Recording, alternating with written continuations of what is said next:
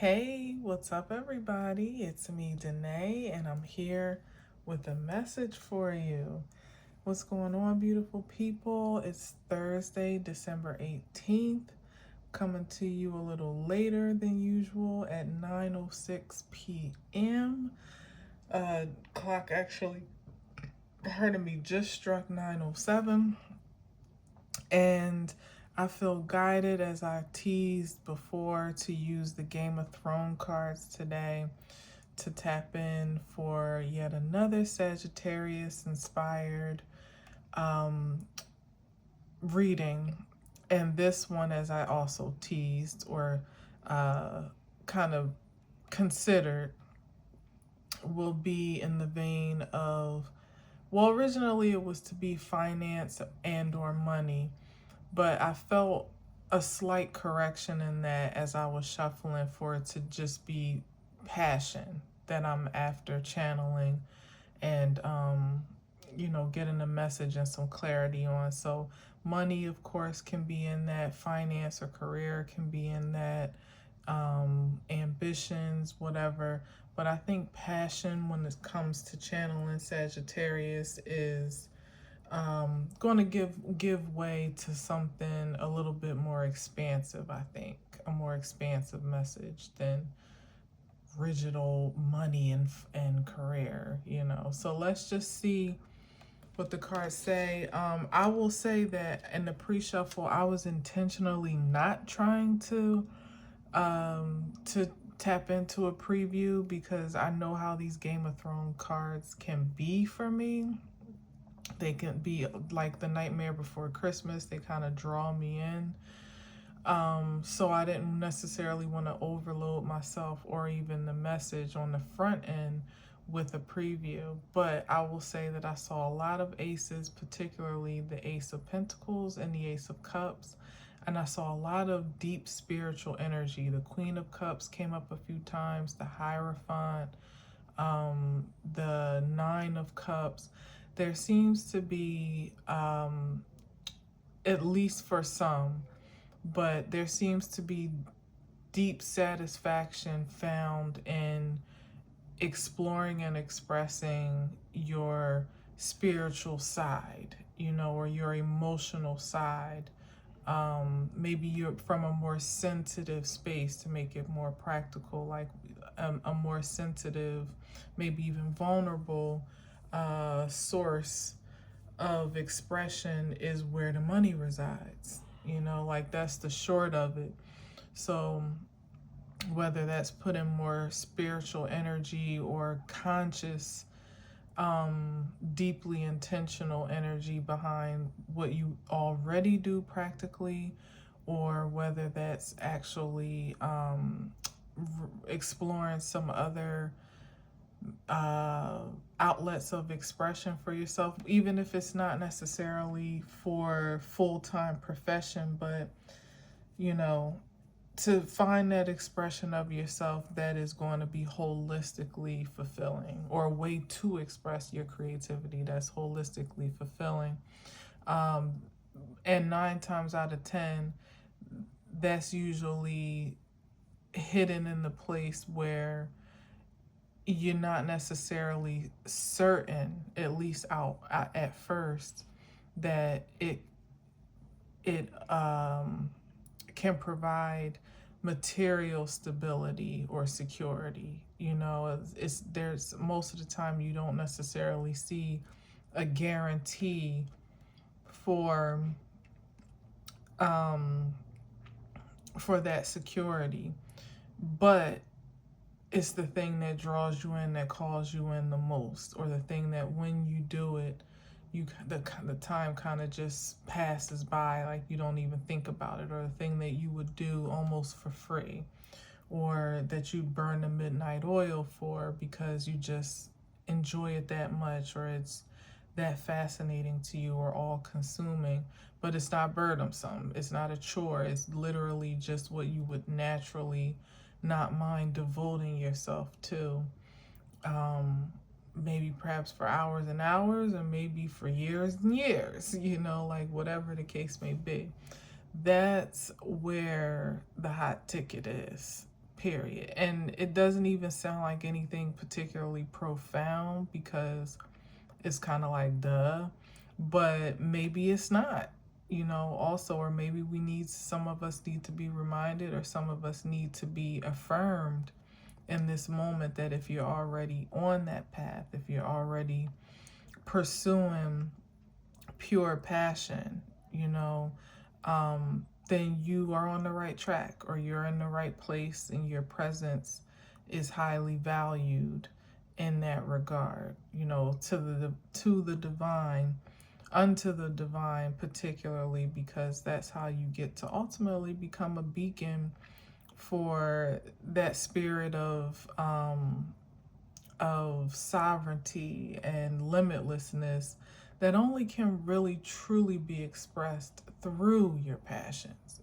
A lot of times it's hard to express it in a practical way and in the mundane ways that, you know, seem to be cookie cutter or run of the mill, or, you know, like just the formalities of life, so to speak. But it's those special things that sometimes we don't even want to tell anybody we can do, or we like, or interest us, or fascinate us, or intrigue us, or excite us, that make, you know, sometimes it feels a little weird, or you think you look a little weird or sound a little weird doing it, or whatever, you know. But usually that's where the gold is. That's the gold mine. That's it. So with that being said, I'm gonna just cut the cards one last time. Trust me, I've shuffled profusely and cut a lot, so we're ready to go. But just for the sake of resetting the energy, let's just see what we got. Okay, I hope you're doing well. I'm not sure if I said that. As I take a little sip of water here, I am doing very well. Just a little bit tired, to be honest, because I was running around, you know, errands and this and that. But I really wanted to tap into Sagittarius energy while the season is still upon us. And I felt like December 18th was a good day. As you know, or may not know, December 9th was my birthday. So it's kind of like birthday coming back around, sort of, kind of, because 18, you know, rounds down or up to a 9. So I figured this would be a good day in case I don't get back here before, I think, what is it, the 21st at least, that we could get the most out of channeling the energy in this season. But as I shared before, I'm probably going to be doing some Sagittarius specific messages in a roundabout way throughout the rest of whatever, like however long I want to carry that throughout the channel. So something to stay tuned to or look forward to if you like Sagittarius energy, or you feel some type of synergy with it. As I've said before, and I'll keep saying, so nobody feels excluded, there will be something for everyone. Just like in this message, there's going to be something for everyone. It's just a matter of what resonates to your present situation, or to where you are at this present time. But no child left behind. not on any channel of mine. All right, so let's see what we got.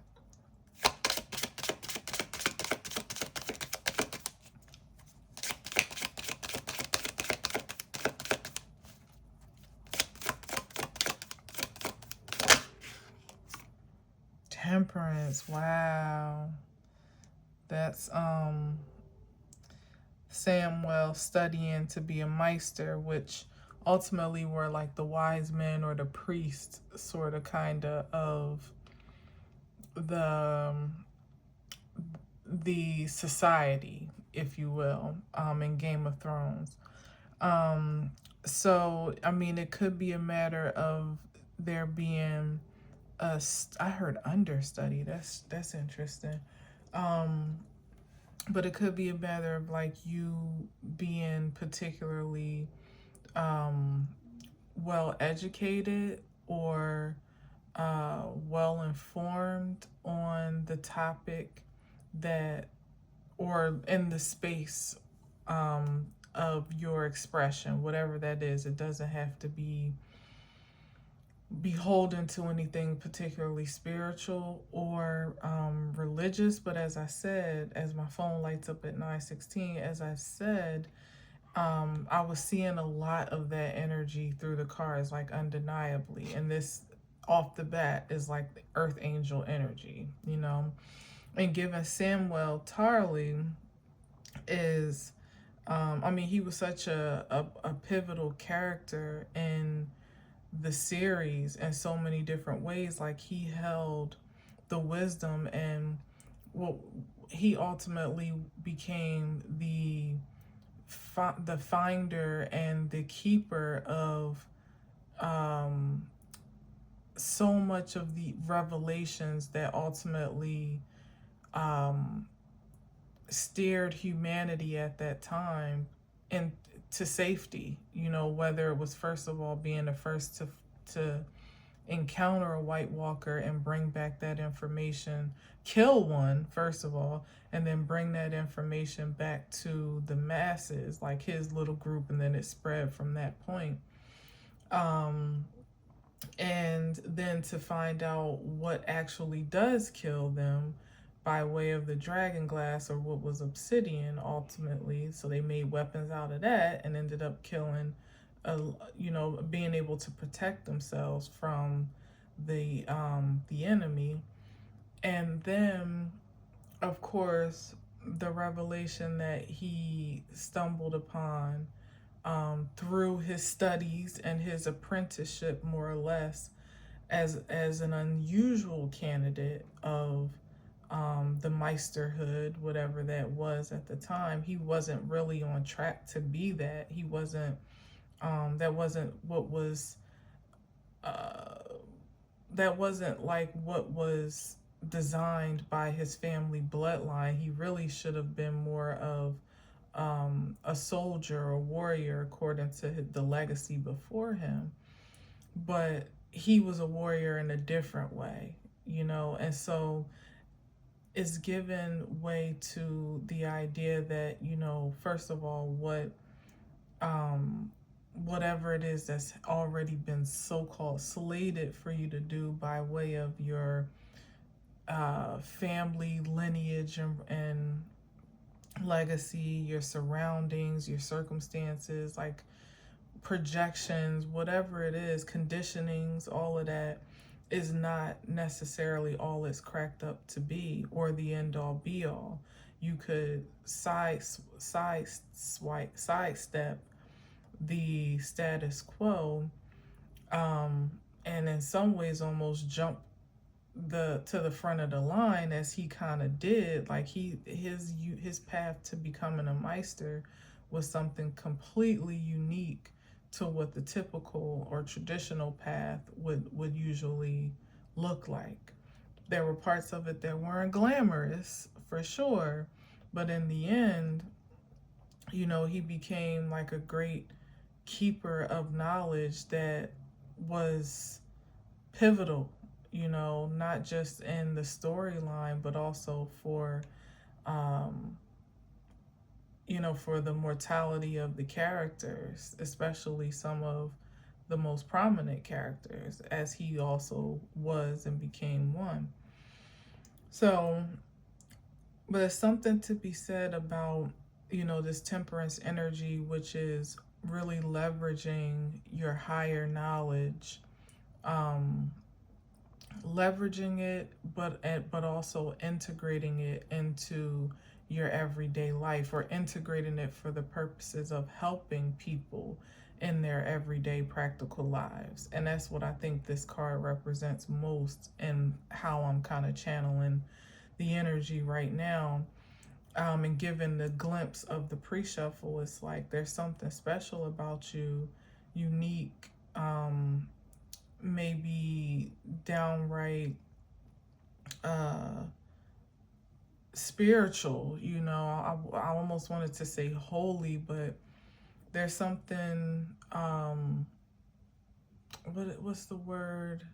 sacred. There's something sacred about what you have to offer. You know, maybe a high level of intelligence or understanding, maybe even understanding and overstanding about life, that, and it could even be by way of just experience, maybe not learned in terms of like book knowledge at all, or teaching or apprenticeship, but just really how you see life, and how you have logged your life lessons, to be almost like blueprints for others to follow, you know, or cautionary tales, or directions to maybe avoid pitfalls, avoid strongholds, and things like that. That's what I'm getting from the Temperance card. Like, how that gets to show up could be a number of ways, but I think it's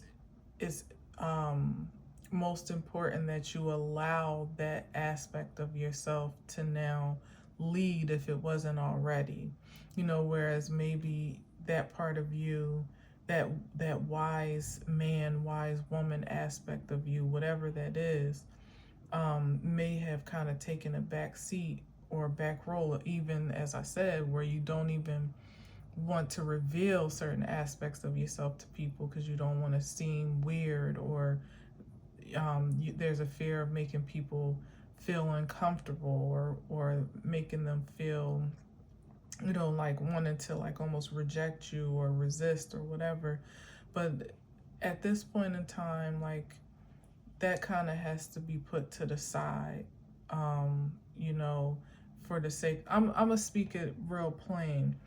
Like, sometimes, you know, particularly when we're talking about like spiritual gifts and things like that, you could be someone that, and this could be kind of extreme. It could be much more practical than this, but I'm gonna say what comes to mind to really, you know, drive the point.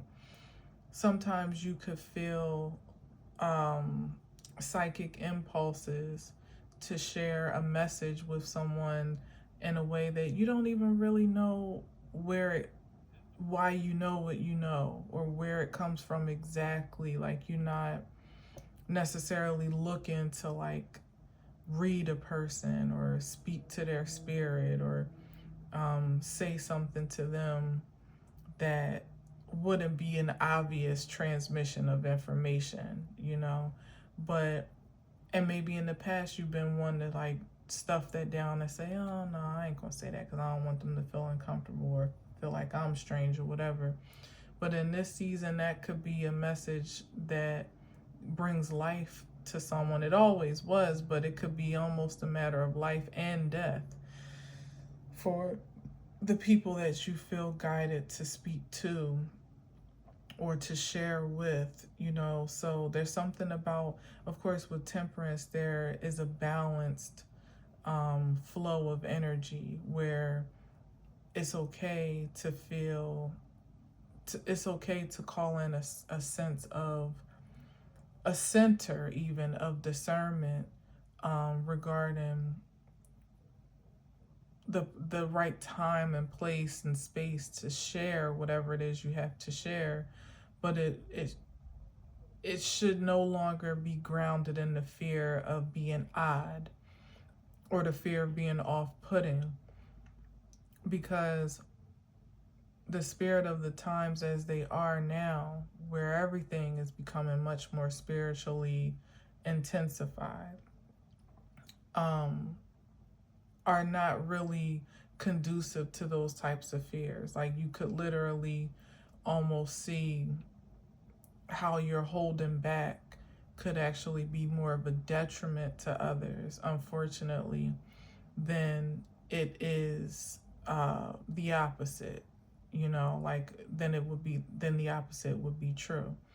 And in that regard, it almost, you know, you could be in fear and jeopardy of maybe even having blood on your hands because you weren't obedient to your spirit, to those nudges in the soul that were urging you to say something, do something, share something, go somewhere, whatever, you know, whatever the impulse to instinct is,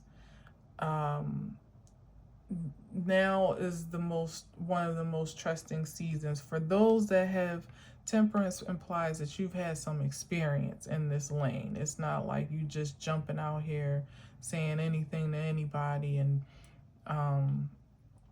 throwing anything against the wall and seeing what sticks. It's like Sam had the field experience, and he had the education. He had the again, the tutelage, I think is the word. Learning from old wise meisters, and being in the trenches, having paid his dues. And I'm not saying that that's how it has to be for everybody, but I'm saying that they're probably, whatever it is that you still may be hesitant about fully expressing, has been so tried and true at this point in time that you are pretty much in a place where you can faithfully trust your instincts, because they've been exercised so much at this point. They've been grounded so much at this point that the second guessing of whether or not to share or release or express or to expel, whatever, is really just more or less probably an unnecessary safety precaution, more so for you than even for the person that you want to think that you're protecting. And in that case, it's useless. It's a useless boundary if it prevents you from actually being bringing more added value and helping someone in a way that they may not have had, up until encountering you. So I don't know why I'm harping on that. I kind of do, but I hope that the time that I've taken on it has been what someone's needed to feel affirmed of their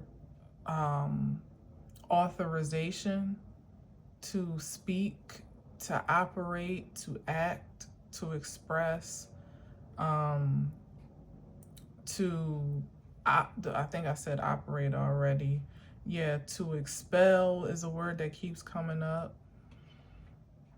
To prophesy, let's say, point it out, plain and clear. To heal, to treat, maybe even diagnose. Like there are things that you have a particular set of skills in, because you've had a great deal of experience in, and it qualifies you, maybe even over qualifies you to be a powerful voice on the topic or in that regard, to make a powerful impact in that way. It's almost like, like you are trained for this thing, by way of your personal life experience, sans the education, the formal education anyway, but you may have that too, or may want to continue your studies in a way that would, that would bolster your spiritual acumen, I suppose the word is, with your intellectual, and the two, that's a perfect way of grounding your power in the 3D in a way that could ultimately be that much more effective, having some type of formal or grounded education to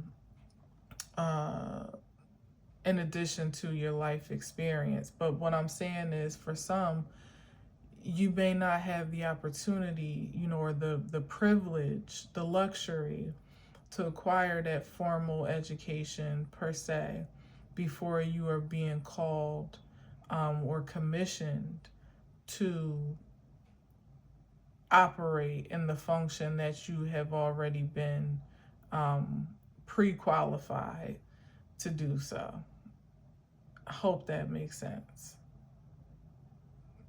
It's a little bit on the fence for both, because it's like, great if you do go continue your education, but if you don't, that doesn't make you any less qualified in this particular case, because we're talking about a special set of skills, not you just going out willy-nilly just trying on any identity for size. This is like you operating in the unique frequency of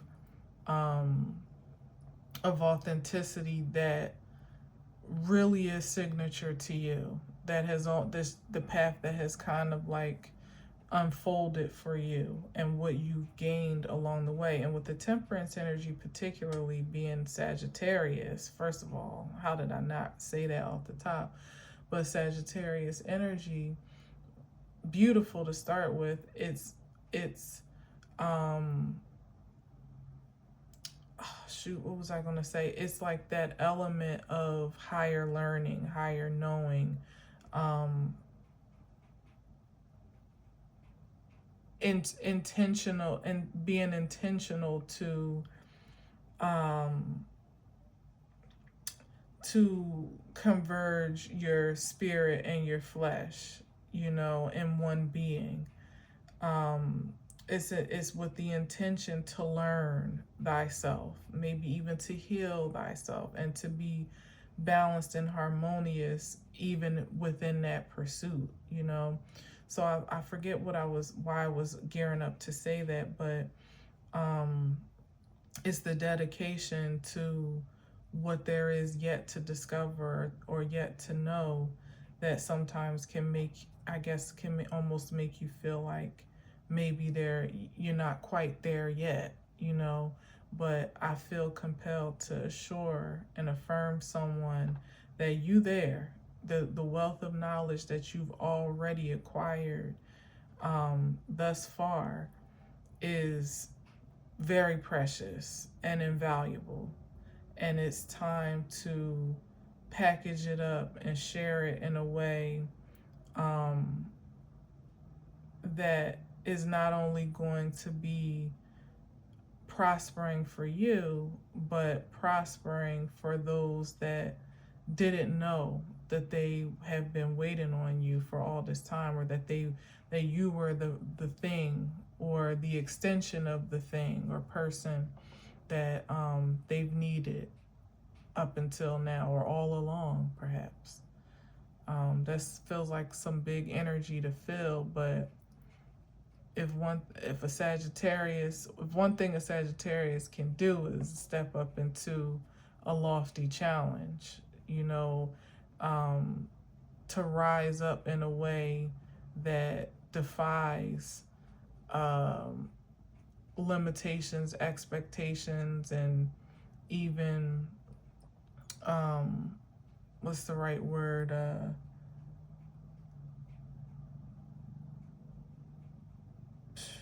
Impossibilities, I suppose, that defies impossibilities.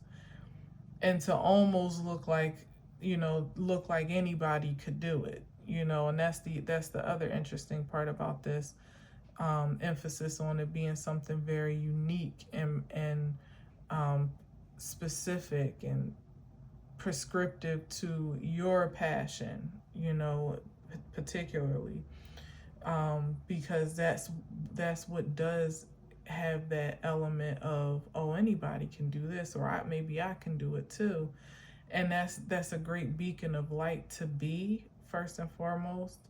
And what it really is set to do, or what the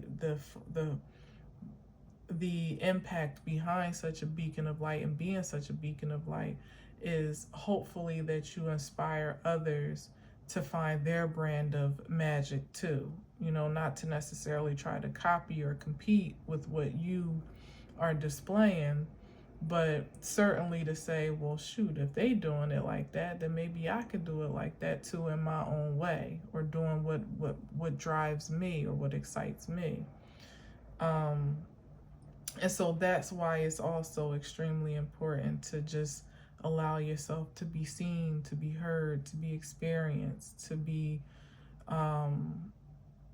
appreciated, all of those things, because it's just as much of a gift to whomever you encounter, as it ultimately should become to you, especially if we're talking by way of, again, finance, career, passion overall.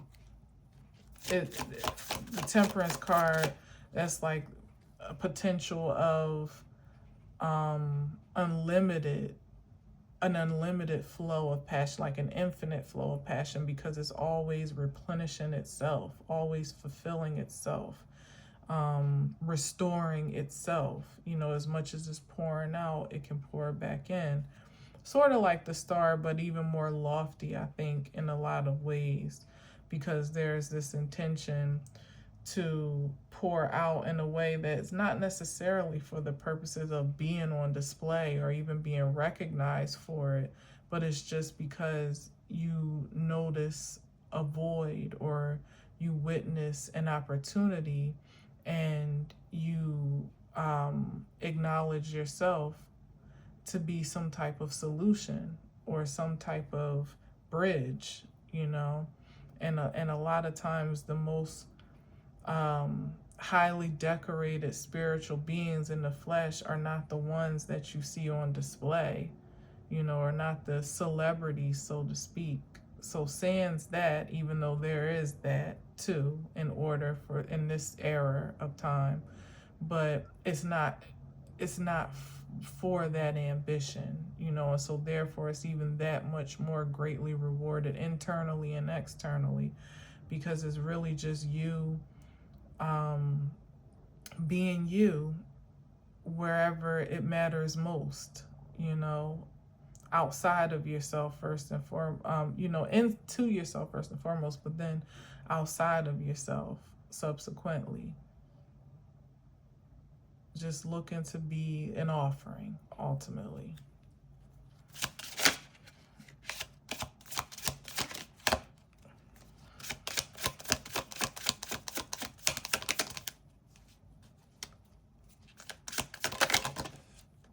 Let's see, what's that? Page of Cups. Now, I'm gonna take it upright because I kind of did flip it over. Because these cards, I don't know which way is up or down, to be honest.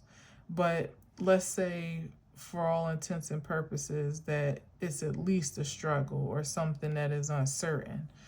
In the Page of Cups, this ends up being the ruler of the realm in the end, and he had a really fascinating journey to becoming as well.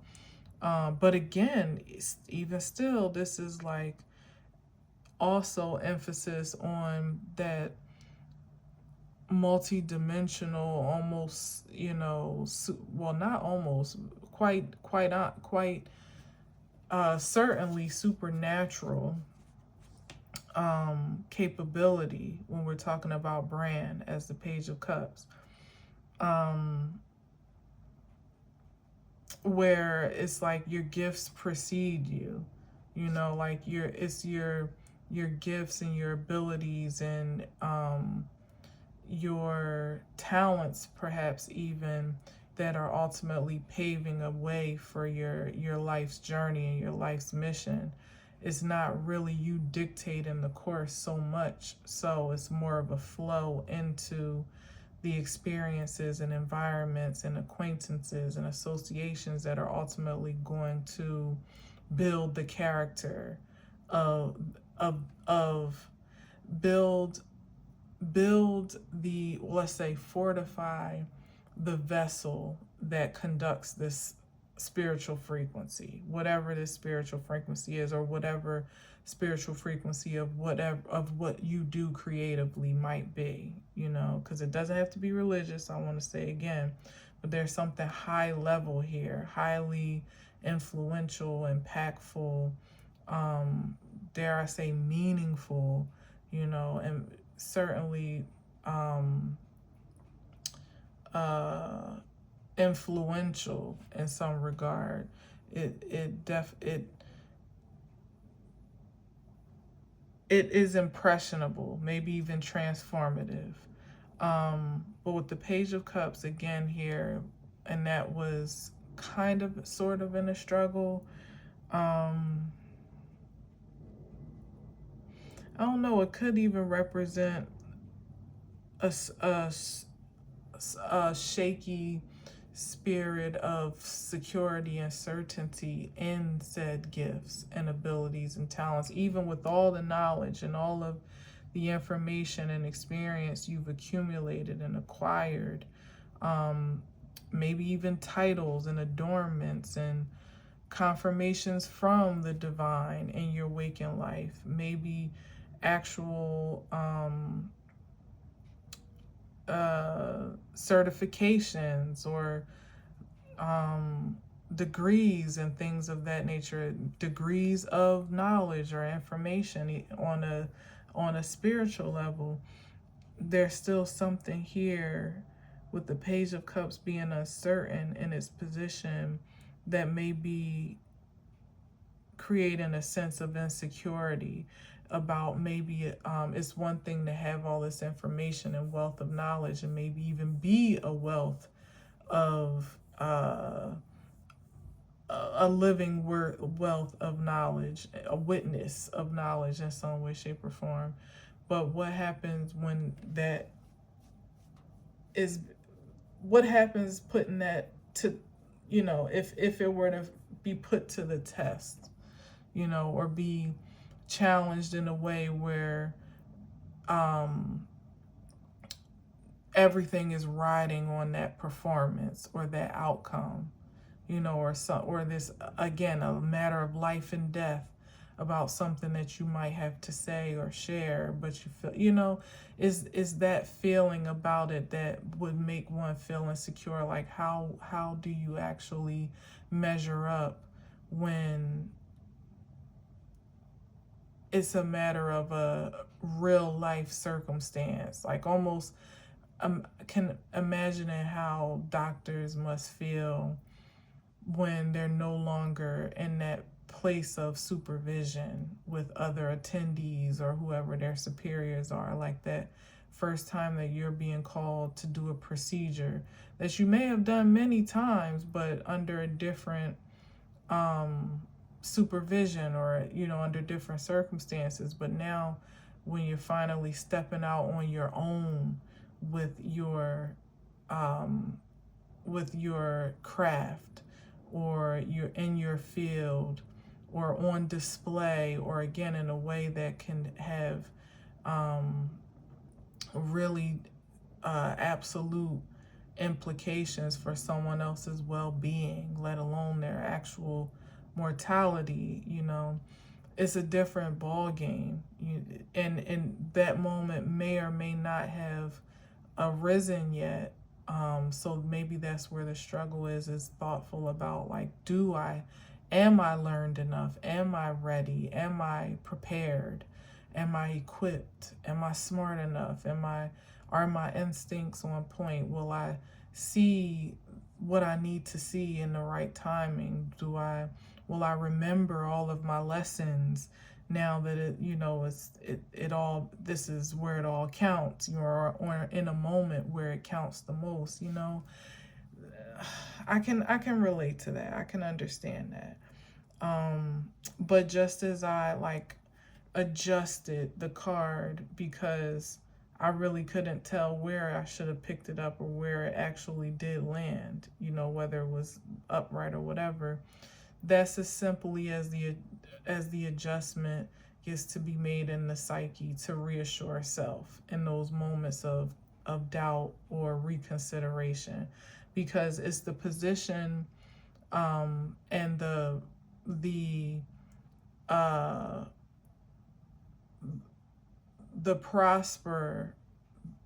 point of prosperity alone to even be in the position that is affirming of one's qualifications to do so.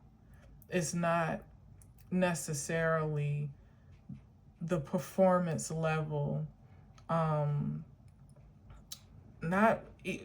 the success rate, let's say, of your first performance, or your, that first time, or, there could be things riding and responsibilities riding on certain things, but that's not the thing that would qualify you to be where you are in the first place, and it shouldn't be the thing that one would kind of like hang their hat on in terms of authenticity, you know, and whether or not you belong in a certain place or space on account of that one time, you know, or encounter that first experience or whatever. And of course, a great one would be most desirable, or one that feels achieved, accomplished, or successful. But I feel like it's to preempt that point of performance, one would kind of need to maybe release something energetically, emotionally, spiritually, that may be a bit of, let's see, like a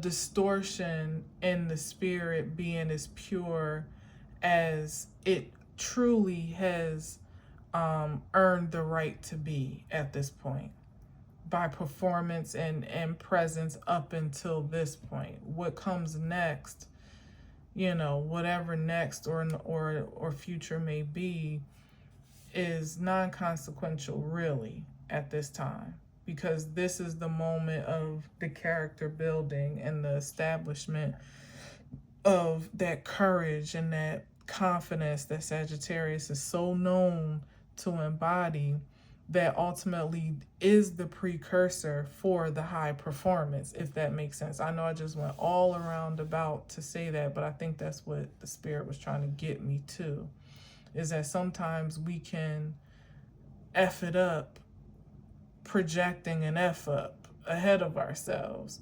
But to really embody, again, that Sagittarius freakazoid type of confidence and boldness that almost seems ridiculous at times, definitely is intriguing and astounding, at the very least, to those that it's not, you know, a natural thing.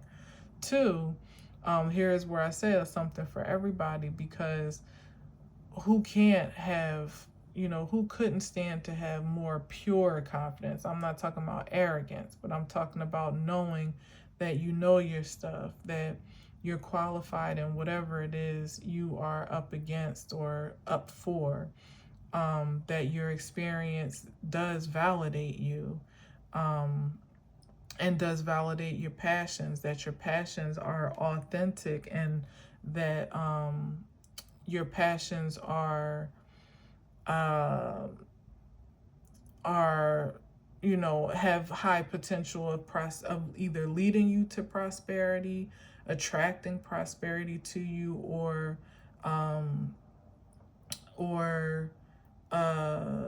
what's the right word, imparting prosperity to others, other people, places, or things in your midst.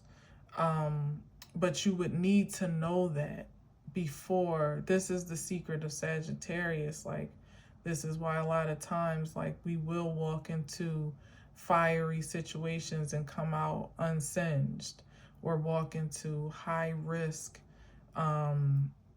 terrible odds of a situation to gamble in, but somehow still either land on our feet or even on top. You know, it almost seems lucky or luck of the draw, but it's because of that groundedness of confidence, of like somehow knowing that you're good somehow, some way. You know, whether again it's your experience that gives you that security, your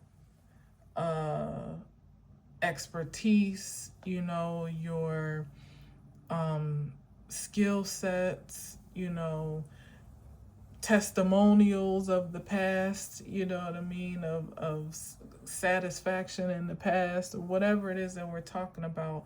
A lot of times the Sagittarius breeds, you know, almost infuses luck ahead of themselves into their past, because they're bringing that frequency of abundance, of optimism, you know, of the intention for the best possible outcome with them. They carry that with them. So that starts to permeate whatever it is that they're doing, whomever it is they're surrounded by or in the midst of, whatever it is they're devoting their time and attention to, whatever ambition they may jump out the window and try, like, it's because of the spirit, that embodiment of confidence and courage, that it ultimately usually bends to the will of the Sagittarius's frequency one way or another. And or if it doesn't, it won't be long before there is some diffusing of that situation for, you know, the Sagittarius's sake, meaning they get the hell out of there, or they get whatever it is away from them, whichever needs to happen. So again, bring back that temperance, that harmony, that balance back into their auric field. There's something about always being intentional about that, whether it's a thirst for more knowledge, a thirst for more creative outlets, maybe just to find a hobby or to do something fun, like creating moments of passion in your life are ultimately what keep the fire burning, you know, and that fire is, you know, your creative force. It's the thing that is working to be magnetic and also productive at the same time, you know. So yeah, I feel like it took a lot for me to get that out. Goodness, we already at 46. I got 2 cards down. My God. Sorry, guys. Knight of Swords. Oh, no. Oh, is that Podrick?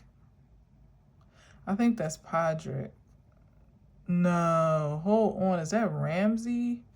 I think that might be Ramsey because he got the X on the horse. Let me make sure, because I think that might be Ramsey. So Ramsey, the Knight of Swords and the Devil. I guess the Devil is when he really came into his full diabolical self. Hold on, let me just see real quick. The Knight of Swords right here. Knight of Swords. Yeah, that's Ramsay Bolton on his horse after the massacre of the Ironborn at Moat Cailin. The massacre of the Ironborn.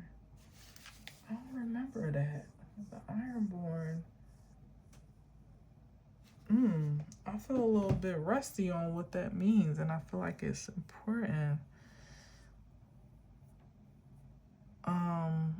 I'm drawing a blank on that part of the series, but I do find it interesting that this is Ramsay before, like, this is in his more civilized form.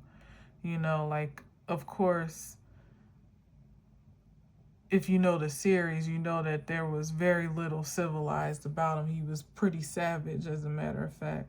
But in this depiction of him as the Knight of Swords, it's like he is still like learning or being groomed to be a lord. Like, he's not, I don't think at that point, if my memory serves me correctly, like, he wasn't quite in his full force, like I said, of diabolicalism or whatever.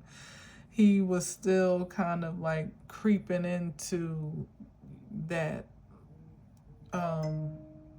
that expression of himself.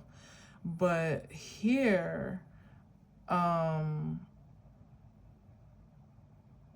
he seems like pretty focused and intent on observing something, maybe even learning something with the Knight of Swords, get into some type of information, finding some type of key or clue, or I don't know. It could definitely just represent having come sort of like an no holds barred approach to pursuing knowledge and enlightenment, perhaps, with the Knight of Swords, like always being teachable, pretty much, being teachable and ambitious to learn at any level, like even with at the Temperance level, where there's again an assumption that there's a great deal of information already obtained, knowledge, understanding, experience, that you can always still be, there's always still something to learn with the Page of Cups and the Knight of Swords, as a matter of fact, and that's okay. And back to the Page of Cups being kind of in a struggle, that there doesn't need to be any insecurity about that. That's also true to Sagittarius nature. Again, it's just like relentless desire to learn, to almost like soak up knowledge. But unlike Gemini, where Gemini likes all types of knowledge, which is cool, but Sagittarius is usually specifically intrigued by knowledge that is most relatable to who they are, or that they feel can be added value to who they're becoming, whatever it is that they see, that shaping up to be. A lot of times the pursuit of enlightenment is more streamlined, more focused, and it's like you may have an interest or be intrigued by different subjects, but a lot of times, like with the Sagittarius, that thing that they liked, that that really is their thing, like I said, like you'll spend the rest of your life pursuing a higher level of excellence, and it not even be a chore. It's not even like, it's just that you love that thing so much, you found a particular passion portal in it, that you would always, until, for as long as you have breath in your body, want to be immersed in the depth, more or less, of that particular thing, so that you could soak up all that you possibly can to ultimately integrate with yourself to be better, to be that much better at whatever it is, however it is that you reflect it, or expel it. And in this case, to me, it's just that, that there need be no insecurity about what is not known at this time, or what there is yet to learn, or how there is yet to evolve or grow, advance, even mature in some aspects. Because again, that doesn't discount where, the level of advancement you've already attained right where you are. So there's not this feeling of, oh, well, I can't show myself or express myself or be myself until I've achieved this particular level of advancement, per se. And then I could, because in the spirit of good old Sagittarius, you will never have truly arrived. Like once you allow yourself to be immersed in whatever that passion is, you'll find yourself pursuing it for as long as it exists, as long as it burns within you.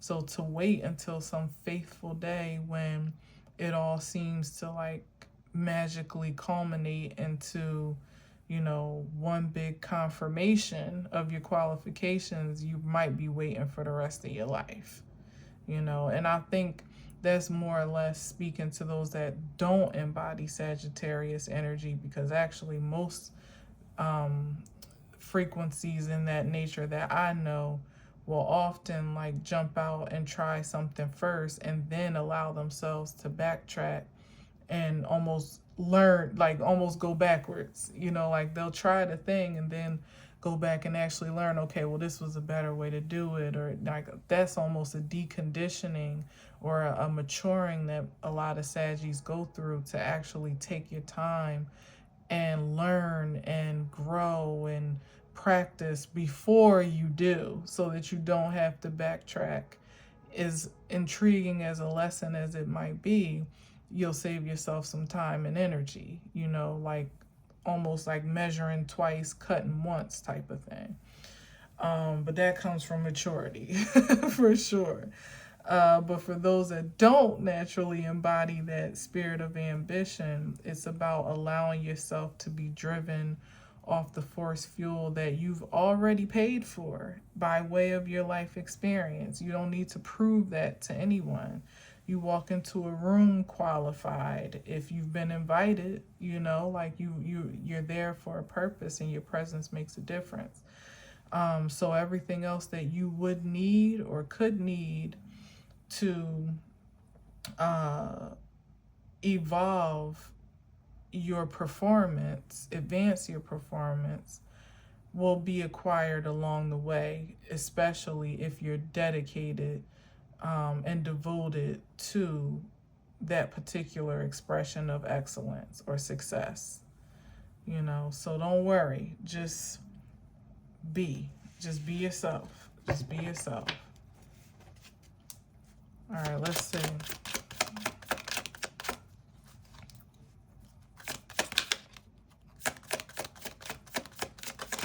And this X on the horse, the Five of Cups. Oh my gosh, it's getting worse.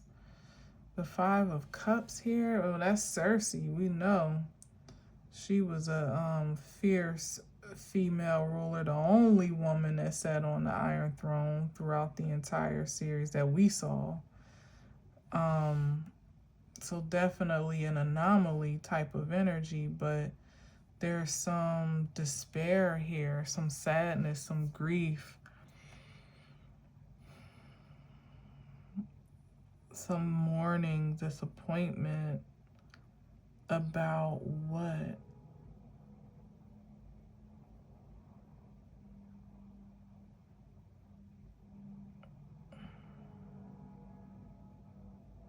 About what?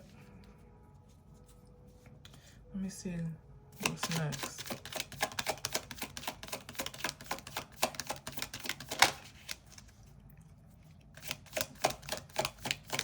I mean, it definitely could be another energy.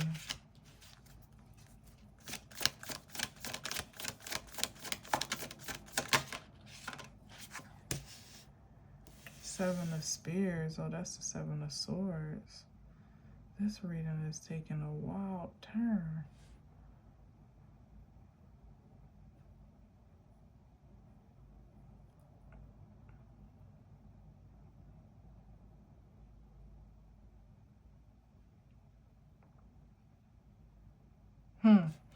Okay. All right, so the Knight of Swords.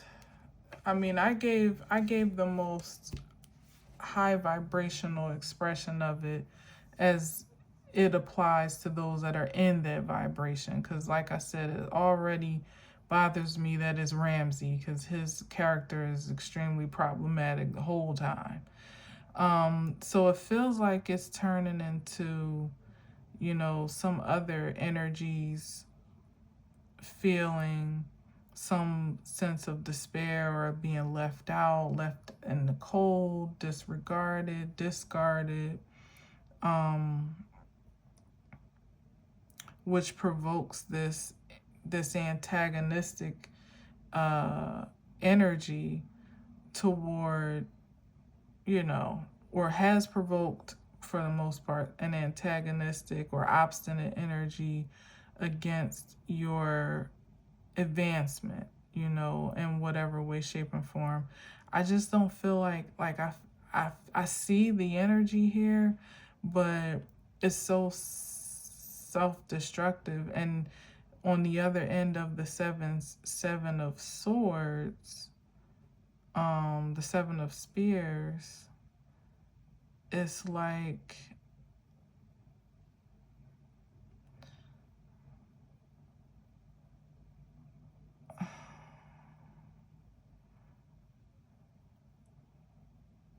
I mean, that's one of the Unsullied. So it's like there's so much more power in your being, just showing up as who you are, than anything that could come up against you at this point. And anything that tries, is, like I said, is self-destructive. We know the character of Ramsay, being as sinister as it is, and his downfall in the end was to be wiped out.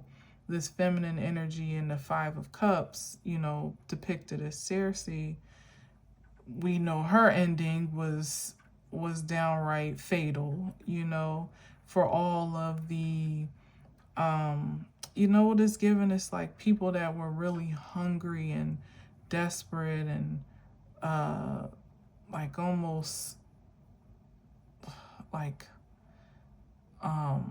obsessed with power and authority and dominance, ultimately became like their worst enemy. They did a lot of damage to a lot of people before they fell to their own demise.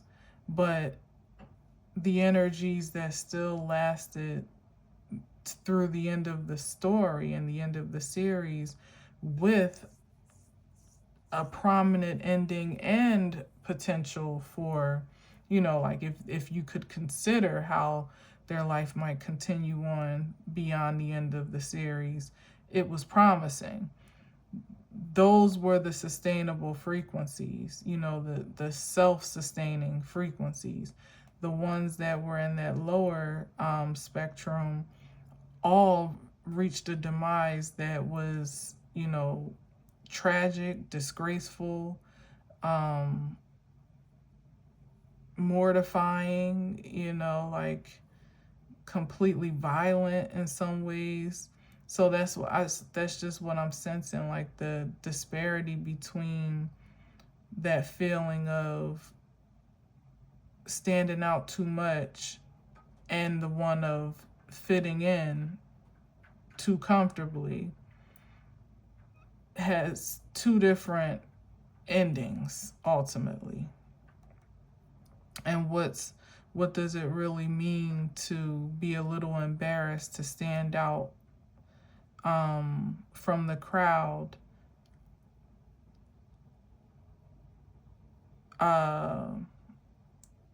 voluntarily in your own unique way, as opposed to holding back, resisting? A lot of times that's the frequency of the energies in a lower nature that haven't been fully exercised and expressed holistically, and there's some deficiency there. And then it begins to, it turns over into something very dark, that they begin to exclusively operate out of. So anyway, it's just a matter of like what matters most to you in the long run. Like how would you like your story to be written? How would you like your story to be told? How would you like to tell your story? If you can control the narrative to some degree, by way of your choices, that makes all the difference. Because that Five of Cups is it's a really low frequency, emotionally. It's actually speaking to the opposite of how I started this, about, having so much, being so full on a spiritual level, that you kind of need to pour out. You need to release that somewhere productively. But the Five of Cups, in many ways, is almost being depleted or feeling depleted in the ways that you desire to be most fulfilled, and in the ways that you have an opportunity to be satisfied and fulfilled, you either don't see that or you don't acknowledge it. Either way, there's no connection there. Like there's an emotional disconnection there, maybe even a psychological one. And we know we can say that about Ramsay's ass, as he's on the dark horse, apocalyptic energy, to see him coming to your town, to your village. So I don't know. So yeah, something about people that wanted to put themselves, you know, they thought that they could fare better in that dark energy and find more dominance and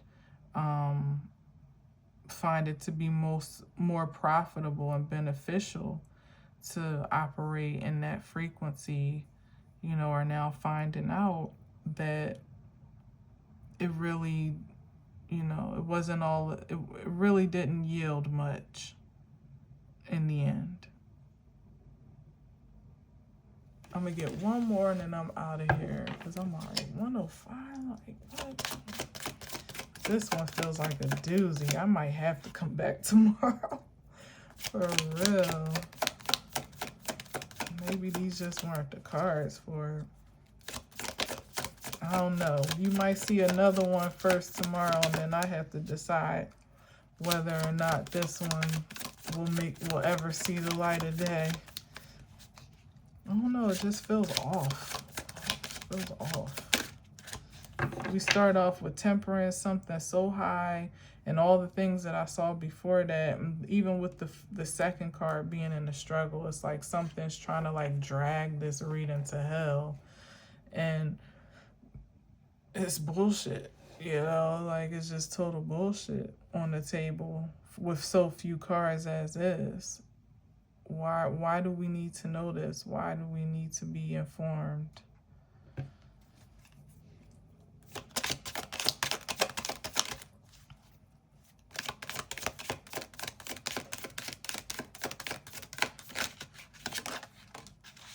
The Lovers. What? This is so random. So random. All right, so this is the Lovers card. This is Jon Snow, and I forget her name, who actually I think still is or was, I think they're still married, but actually is his wife in real life. But she was a wildling. I forget her name, like Erin or Eris or something like that. And they were in love in a wild type of way. In a very pure way, I would say. There was something always a bit wild about Jon. He never really fit in where he was in the society that he was in. So I think he found security in the wilderness. Very Sagittarius, as a matter of fact, right? You know, like kind of no rules, no. Well, they had their own like creed and way to live and stuff like that, but for the most part, it wasn't this constructs of their society were not nearly as rigid as the ones where he came from. And that probably felt very liberating and freeing for him. And then kind of coming across like the female embodiment of his spirit, you know, that wasn't afraid to fight, would take on even more, actually in some ways a lot more ferocious than he was to some degree, because she was wild, and she was a marksman too. Like she a bow and arrow were pretty much like her preferred weaponry. So there was something to be learned and gleaned from each coming from a different walk of life, but kind of sharing the same soul in a way, which is interesting because it kind of changes this more into, you know, kind of veers into love again. So there could be something to be said. As I've said, the cups came up a lot about love and business and money and like everything kind of converging into one big pot, you know, and your skill sets, your qualifications are not exclusive to one area over the other. It's like you are who you are, like you are the highly chosen, you know, the most qualified candidate for every single position in your life that you occupy, whether it's in partnership, creatively, platonically, romantically, professionally, whether it's in leadership, whether it's in apprenticeship, stewardship, relationship, every way that you show up in life ultimately yields to the frequency that you infuse into it, or that you conduct through it, just showing up ultimately. And again, consider, as I said before, the type of security that needs to be founded before you insert yourself in certain things that may seem challenging or indomitable or bigger than you. The Lover's card itself, where this is a partnership that ultimately can bear a great expectation, for fulfillment or satisfaction, or even just what's the right word, reciprocity, and to go into that considering where you have maybe fallen short before, or tried and failed, or maybe not have picked the right person, or thought you didn't, or whatever, is destructive mental conditioning. That's a sure way to kill the passion that ultimately is the regenerative force to keep something alive, to keep it vital.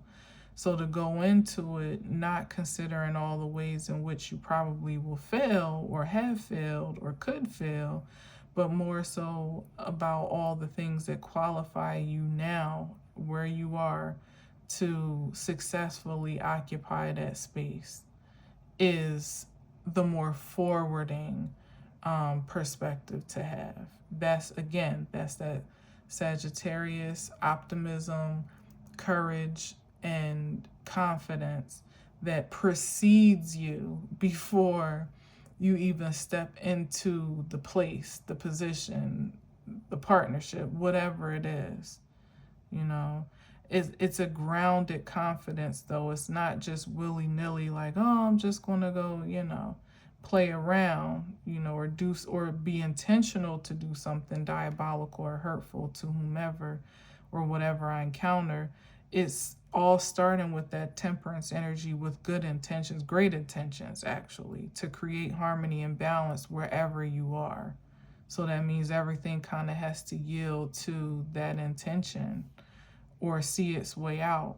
And these are the energies that may have been obstinate to that intention and have either positioned themselves as an enemy, and ultimately put themselves out, on the outside of your auric field, or have, again, created their own situational demise, without you even having anything to do with that.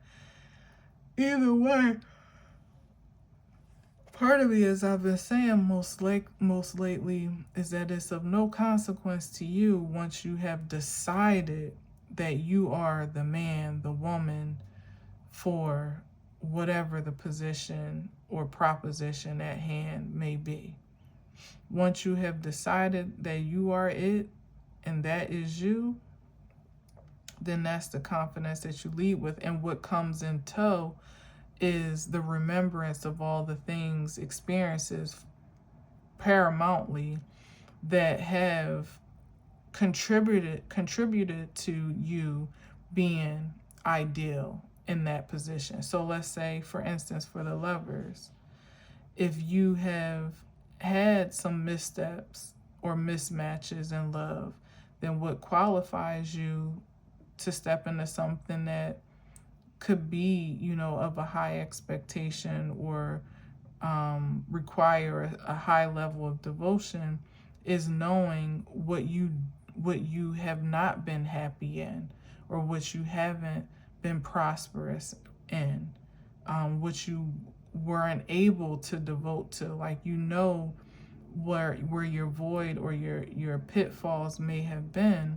So that makes you much more qualified to know how you would at least want to act differently or choose differently in a partnership that is more precious in any way, shape, or form. Doesn't have to be romantic.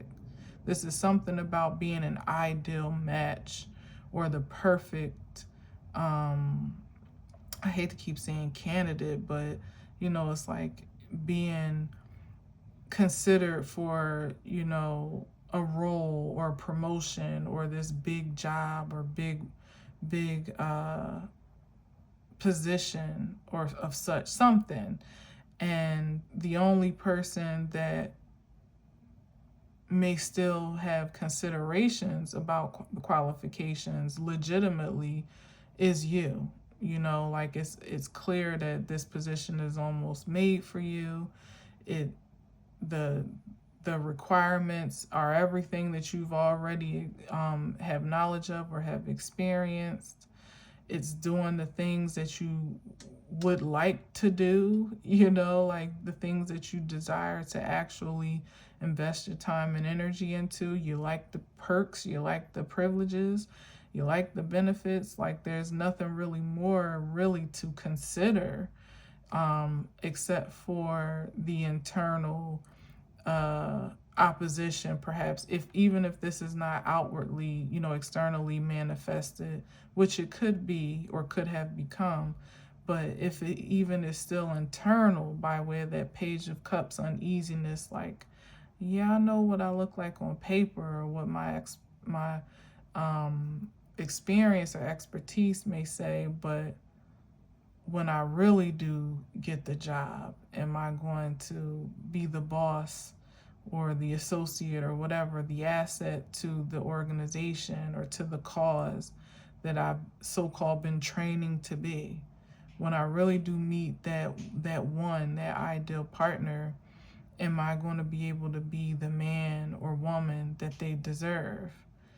When I really do come across that breakthrough moment that seems like all that I've been waiting for,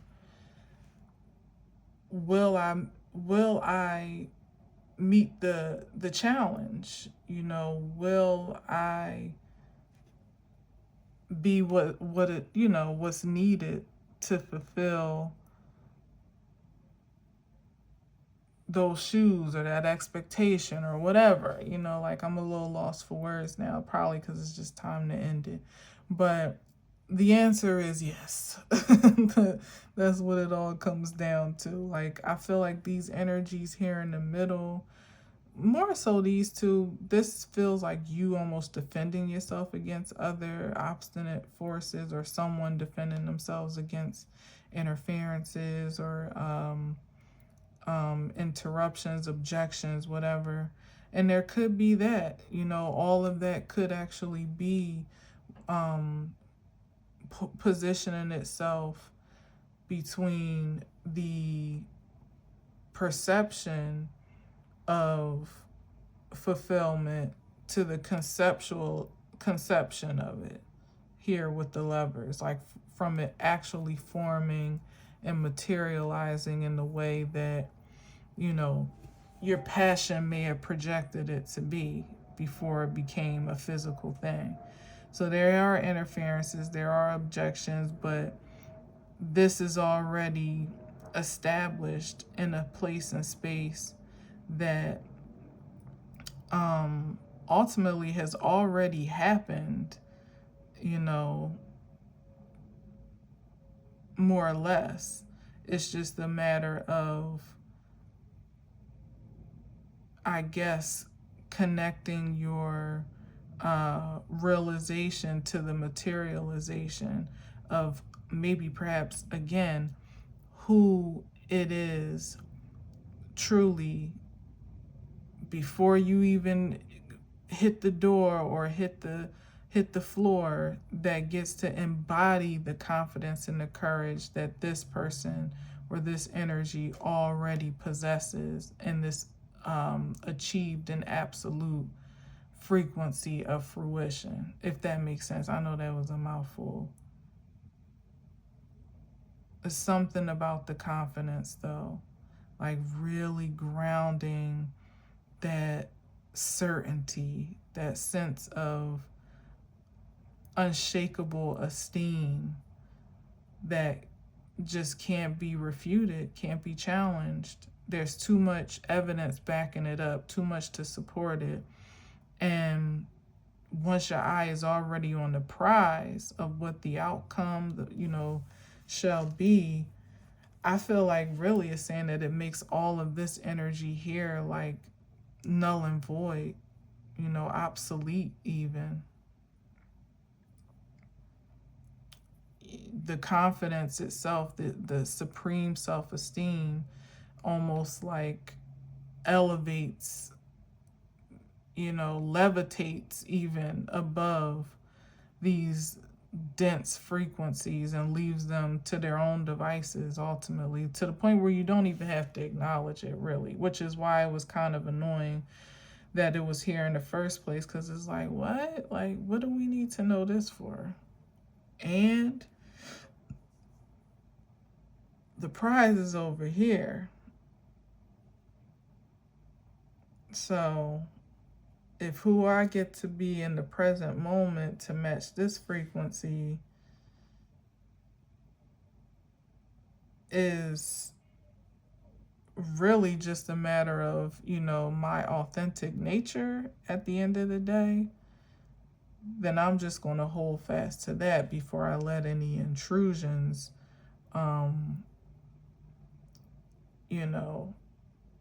interrupt or interject in that case. So yeah, so I don't know. This was a little bit weird. Like I said, I don't even know if I'm going to post this, but this is the vibes, I guess. Do you unapologetically? You know what I'm saying? Like, Page of Spears, that's the Page of Wands. Yeah, that's good news on the horizon, or being the good news. And then Six of Swords, moving forward. Yeah. Like, just literally new horizons, and letting that pure, almost like what's the right word, like unbridled passion, maybe, with the Page of Spears. The page, oh wait, hold on, the Page of Spears. Oh yeah, this is the Seven of Wands. I was saying Seven of Swords, but I was reading it as the Seven of Wands, the protection energy. But yeah, the spears, I'm sorry, are the wands. And the Page of Spears is looking for their next adventure. They're allowing themselves to be transported to their next deep discovery, easily, effortlessly, almost, especially coupled with the Six of Swords. Like, you just in the boat, letting the water take you to your next place for the most part. And that's where, in this particular picture in the Six of Swords, that is when Arya was on her way to her life-changing encounter where she became one of the faceless men or whatever. But she was just at the beginning of that journey. But it's like going at it with excitement. She would have never known that just escaping the dangers of King's Landing would have led her onto such an interesting path, but she went for it with excitement, bright-eyed, and and optimistic for the most part, really being open and eager for anything that came across her path that seemed like a better way than the options she had to go back home and potentially get killed or hurt real bad. So it's like, again, back around to the never ending learning and growing and evolving, and it being, like, again, she was a pivotal character as well, actually killing the Night King, the ultimate enemy of all of the kingdoms, all of humanity at that time. So you just never know, like, what your seemingly subtle um, pursuits and interests and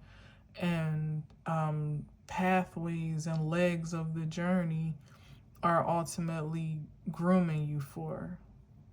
And because you don't really know this big moment, but because you're being authentically groomed by your own passions and directed and guided in that regard, I feel like that's the certainty to know that you would have to be ready. You would have to be on point when it comes time to really activate, because this is ultimately what your whole life has been about. When it came time for Arya to take that Night King out, she used the move that she had practiced in her training, and it came in handy instinctually when she felt like her back was up against the wall. And here she was able to literally pry herself from death's hands by her instinct.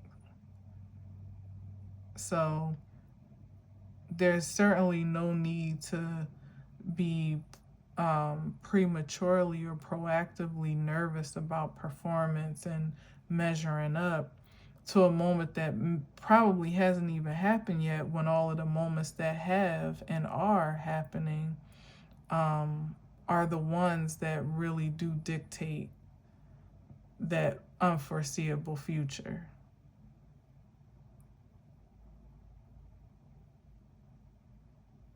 So I guess just be present ultimately.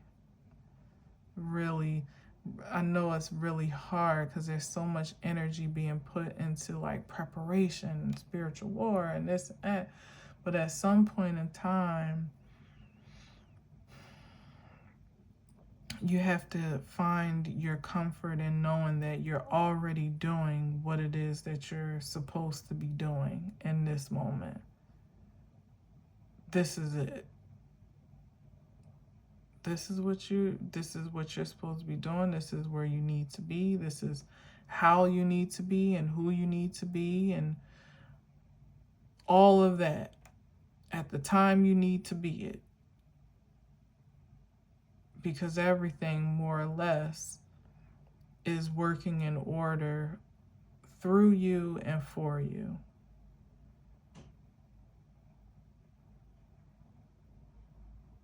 And the power that we continuously have to exercise, the most supreme power, is just to, from Temperance to the Lover's card, to just be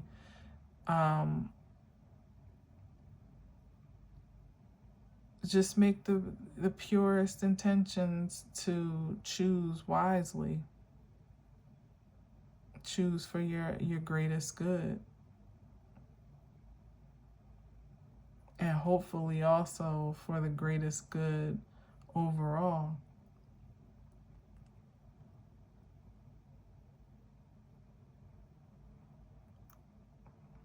Yeah. I don't think you can really go too wrong there. Now, there might be some objections to what's the greatest good for you, or it might impede on somebody else's plans and, plots. But if it's in alignment with your supreme self and source, then that's all you have to answer to. That's all the checks and balances you need. And we know that if you've been qualified on that high authority,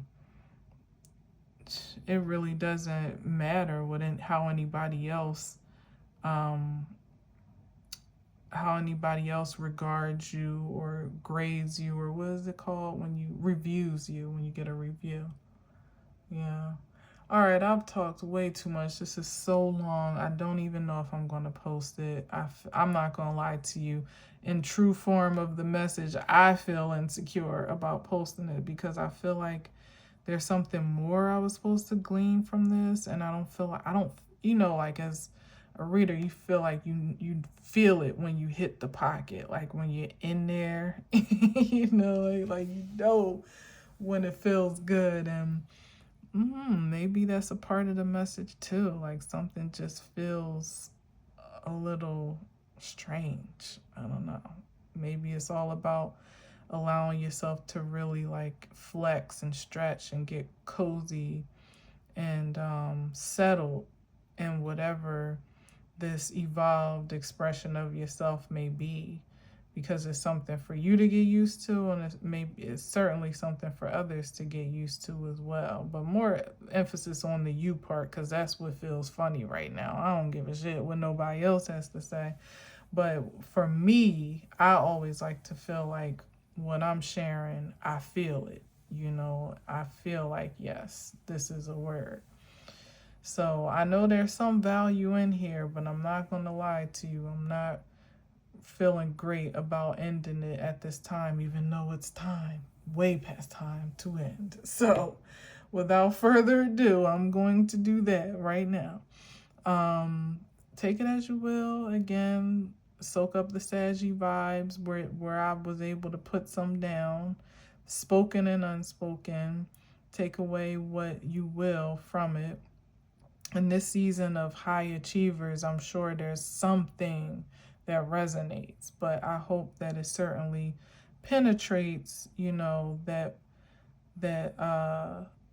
spirit of passion for you in a way that you truly do feel affirmed. Because after a while, I felt like that was really the driving force, of the message, so that you feel like you are exactly where you need to be doing what you need to be doing.